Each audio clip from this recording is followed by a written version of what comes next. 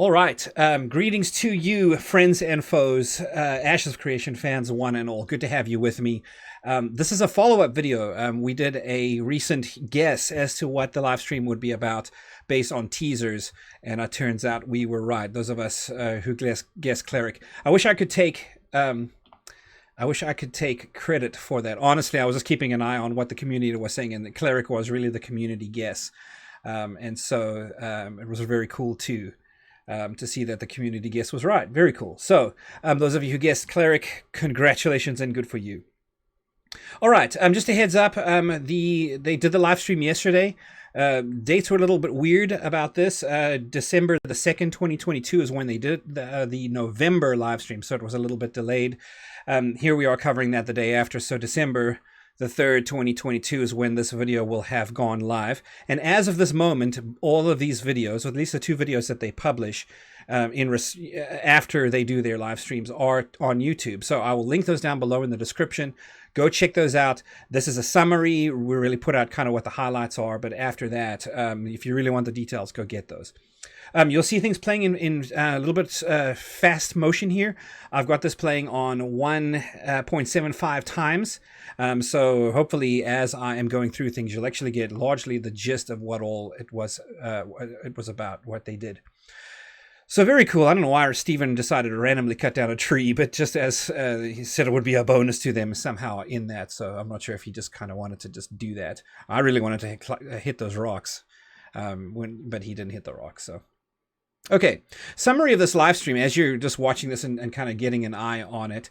Really, Cleric was a focus, as we mentioned. It's the character he played here.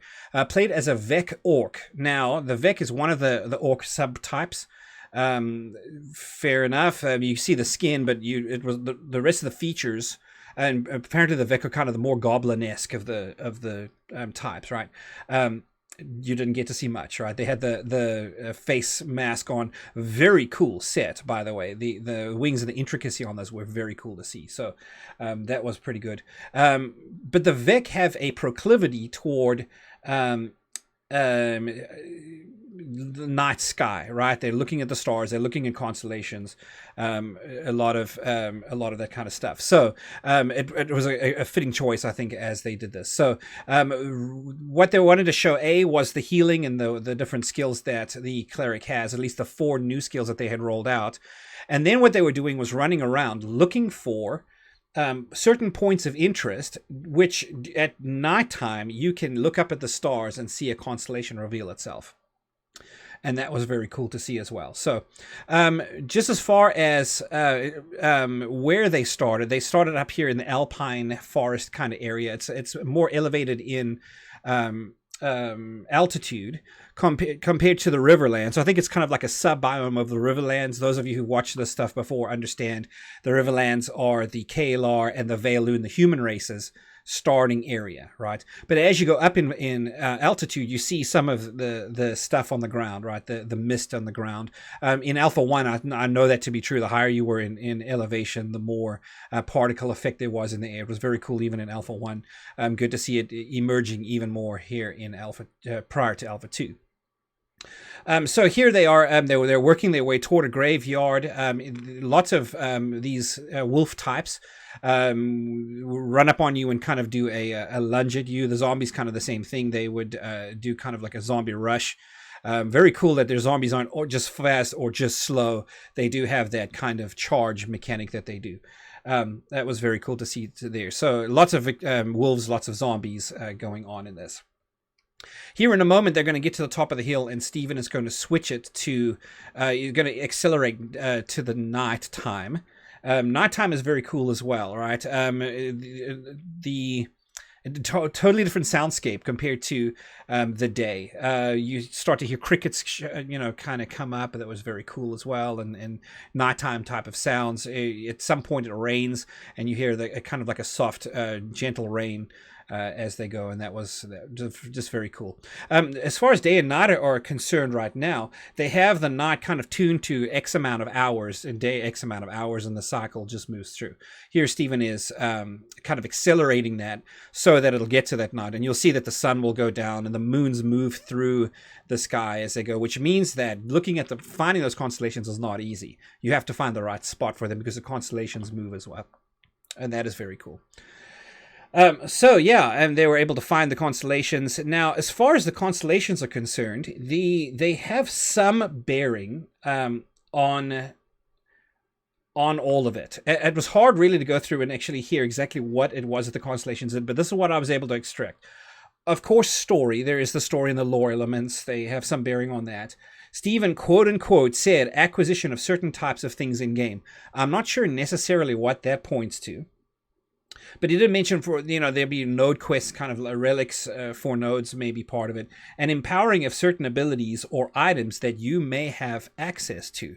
So I wonder perhaps if maybe you have a mace or something that is attuned to a specific constellation, and if you can go here and do this, get to that point of interest, at night at the right time, find the constellation, it'll empower the piece that you have, maybe with X amount of charges with some kind of ability or something.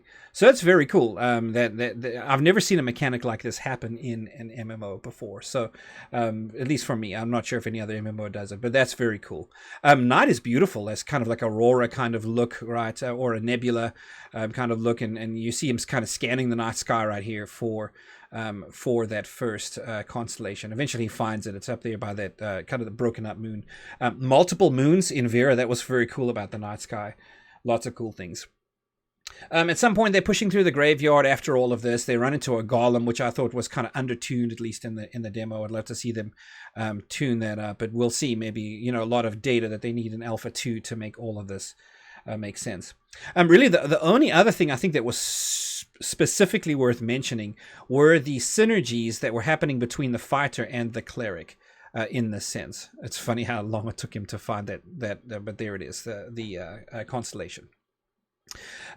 Synergies between the fighter and the cleric. The fighter was able to go and, using a skill called Whirlwind, which we've seen demoed before, is able to put a staggered effect on the group that he was fighting, right? So it's like an AoE and applies a staggered effect.